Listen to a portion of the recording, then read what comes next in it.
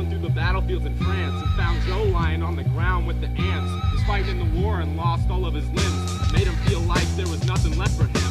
Hemingway reminds him that this is his fight, protecting all the little guys without their rights. That he ain't gotta see them or hear them too, to know that fighting is the right thing to do. An American's a hero that fights for no medal, but always tries his best to put his foot to the pedal.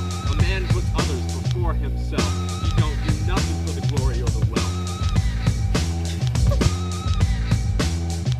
Ma finds Dave chilling with a gun and says, "What the hell are you doing, son? Trying to be a man when he's just a boy. That gun ain't nothing but a toy. Boy ain't nothing but a child. Better cool your jets and not be so wild. You're kidding yourself for this American dream. Your idea is just a childhood scheme. More important thing, your pride. I got a family to care for. Broke down ride.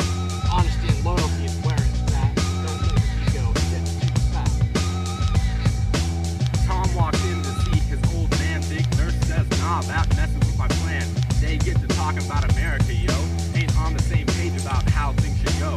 Ratchet says a man ought to follow the rules to stop from creating a nation full of fools. She thinks America should be structured and neat.